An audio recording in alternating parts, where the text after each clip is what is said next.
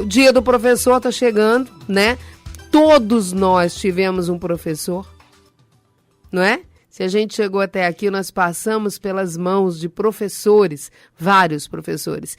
Então amanhã é o dia deles e nós vamos conversar sobre a importância do autocuidado para profissionais da educação. Eu já estou conectada aqui na linha com a Maria Dóia, psicóloga. Bom dia, Maria, tudo bem? Bom dia, Edjane. Seja bem-vinda. Bom dia, queridos ouvintes. Bem-vinda à Rádio Nova Brasil. Quando a gente fala de cuidado, autocuidado para profissionais da saúde, a gente acaba tocando em cada um de nós também, né? Com certeza, é algo muito importante para como estamos no dia a dia.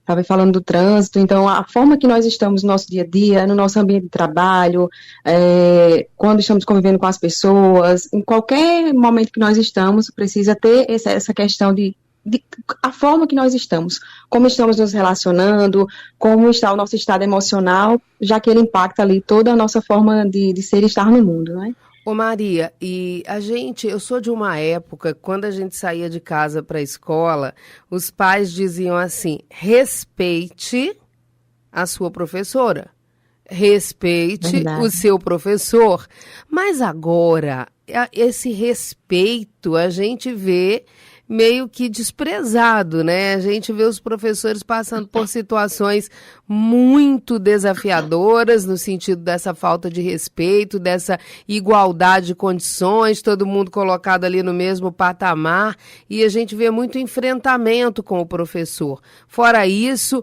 prazos apertados, carga horária intensa de trabalho e a saúde mental sofre, né? Com certeza. E é interessante perceber que acabou ficando para a escola esse papel também. Então, é importante resgatar essa família, entender que ela precisa estar ali fazendo a sua parte. Essa questão do respeito. Os alunos vão aprender também sobre respeito na escola. Até porque a escola ela não é só um espaço para aprender sobre matérias formais. O aluno está ali, mas ele está aprendendo a conviver, aprendendo a se tornar ele mesmo, ele é um ser em desenvolvimento. Mas entender o papel de outros espaços que nós ocupamos enquanto pessoa, a família, entre esses, e é importante que a família entre também com a sua responsabilidade. A gente aprende respeito em todos os espaços, não só na escola. Então, incorporar e perceber que quando o aluno chega ali na escola, ele tem essa base também da família. E o que esse aluno está levando para a escola? Então, acaba ecoando. O professor, ele chega dentro de uma turma com vários alunos, onde cada um tem as suas demandas emocionais, trazem as suas problemáticas de casa, e aí acaba desaguando tudo na sala de aula. E quem é que absorve? Quem é que precisa acabar administrando tudo isso? O professor. Então, tem sido uma carga muito grande para ele, que sozinho não vai dar conta, e tem gerado esse nível de adoecimento que nós hoje estamos aí vendo em pesquisas, em entrevistas e tudo mais. Então, é importante cada espaço resgatar esse seu papel de colaboração para que o professor consiga, claro, ele ensina não só matérias, até porque ele convive com os alunos, o aluno tem esse professor como uma grande referência, como você começou, né? Quem não tem aquele professor que nos marcou ali ao longo da nossa vida escolar? Então, o professor ele é uma grande referência para os alunos, mas é importante perceber que ele também, antes de ser um professor, ele é uma pessoa, ele é um ser humano que sente, que sofre, que tem suas demandas emocionais e que ele precisa cuidar, trazendo aqui o autocuidado, até porque é uma construção individual, cada um é responsável pela sua maneira de estar no mundo, então é importante perceber as suas emoções, desenvolver a habilidade de consciência emocional, ter espaço para expressar as suas emoções e cuidar delas, né, de forma de regular, para que quando ele esteja dentro de uma sala de aula, ele consiga estar minimamente saudável, para que consiga também passar isso para os seus alunos. Mas ele só vai conseguir isso também trazendo essa construção coletiva.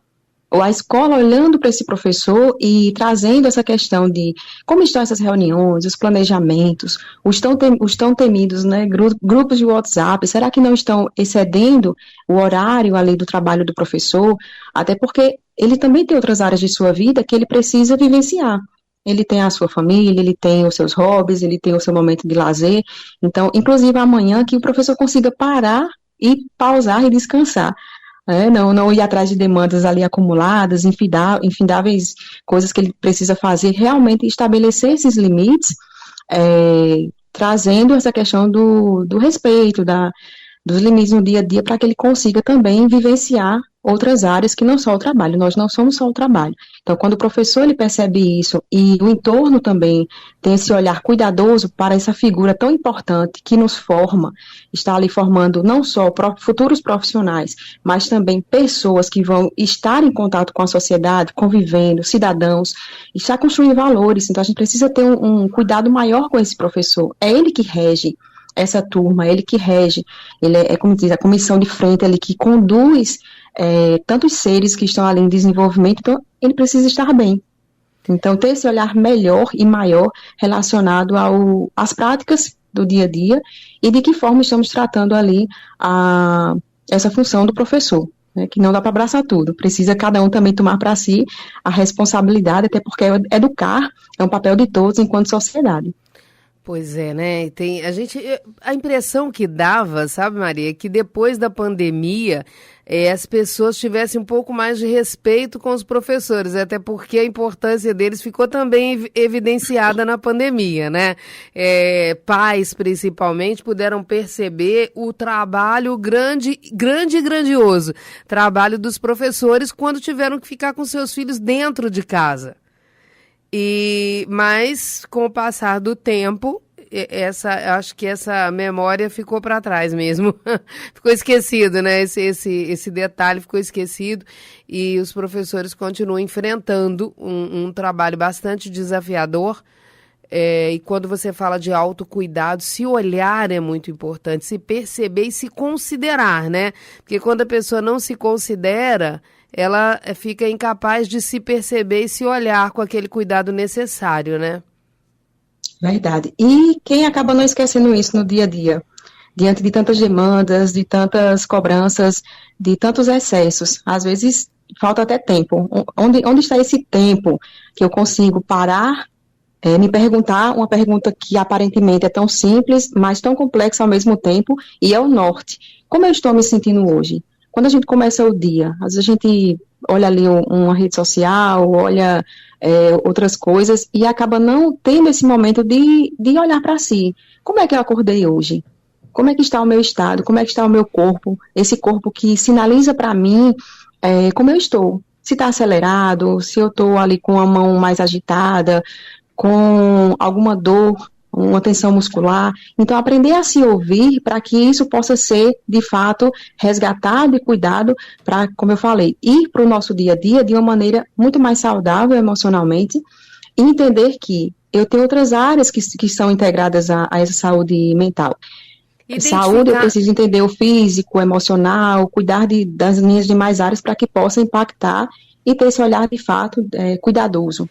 Eu vejo com uma atitude bem positiva, e aí você que é especialista na área pode confirmar ou não, as pequenas paradas, né? Perceber assim, o que me faz desacelerar. E o desacelerar não precisa ser aquele descanso do fim de semana, não, né? Por exemplo, quando eu termino de fazer aqui o jornal, eu dou uma parada aqui no estúdio. Fico aqui parado um tempo, os meninos já percebem, eu fico lendo, fico aqui um pouco parado, para depois seguir o meu dia de trabalho, para depois ir para um outro lugar onde eu trabalho e seguir o meu dia. Mas aquela pequena parada, que não precisa ser de muito tempo, me reabastece.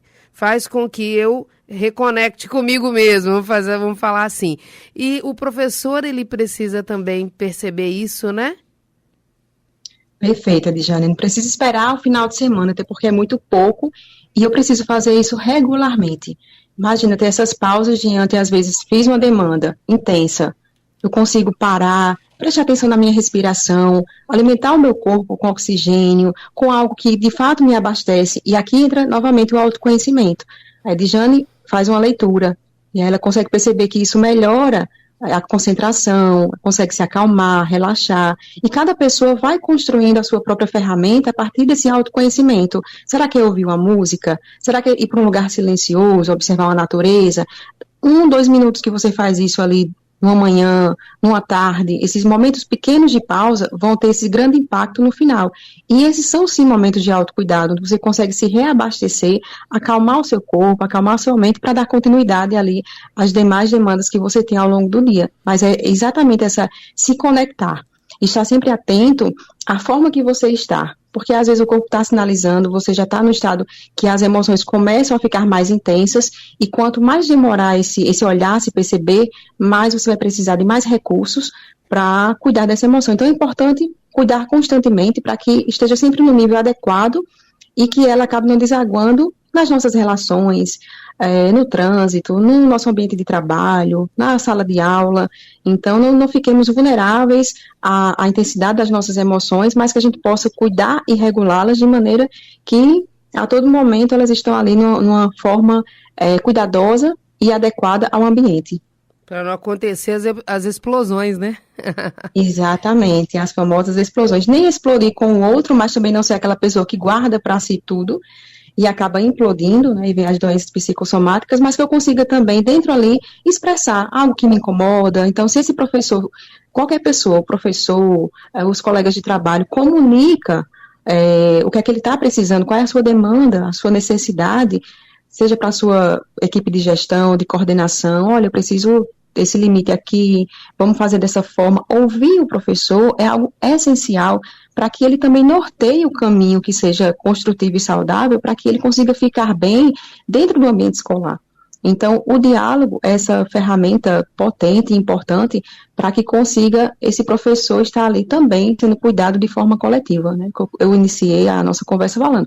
É uma construção individual, cada um é responsável pela maneira que gere suas emoções e que está no mundo, mas também uma construção coletiva. Então, as equipes, as pessoas ali envolvidas em planejamentos, que todos possam, de fato, ser ouvidos para que consiga entender o que é que esse professor tem precisado. Quais são os limites que têm sido ultrapassados, que ele está se sentindo sobrecarregado. Então, ouvir é um caminho que vai nortear e vai dar até o respeito a esse professor, a essa consideração. E outra coisa também essencial é reconhecer o que esse professor tem feito. Aquilo que ele está entregando dentro das suas condições. São tantas coisas exigidas e às vezes acaba olhando só o que falta, mas o que ele tem entregado também. Então, eu costumo dizer, né, elogios são afagos para a alma. Acaba colaborando, florindo ali a autoestima e fortalecendo o trabalho e a entrega desse professor também. O elogio, a validação pode ser o combustível para a próxima milha, né? Com certeza. A mola propulsora para outros desafios. Muito bom, Maria, muito bom conversar com você. Tem redes sociais para quem queira saber mais a respeito desse assunto, beber numa fonte segura, né? Eu digo que conversar com profissionais, com especialistas, é fonte segura para a gente. Com certeza. Tem o da Hug Education e tem também o meu pessoal profissional, Maria Neves Doia. Ambos vocês vão ter informações riquíssimas, tanto de desenvolver habilidades socioemocionais, como procurar aí processo terapêutico, reconhecendo sempre quando precisar para fortalecer e auxiliar nesse processo de autocuidado. Muito bom, quero agradecer aqui com a gente sua presença na nossa programação nessa manhã. Eu que agradeço, fico feliz de iniciar, em especial essa semana, trazendo essa pauta e essa temática tão importante de vocês abrirem esse espaço para sempre resgatar esse olhar e que o professor possa resgatar esse lugar de valorização, de reconhecimento e tudo que ele fez aí por todos nós que passamos para estarmos onde estamos hoje enquanto profissionais. Muito bom, beijo grande para você. Um abração, tchau, tchau.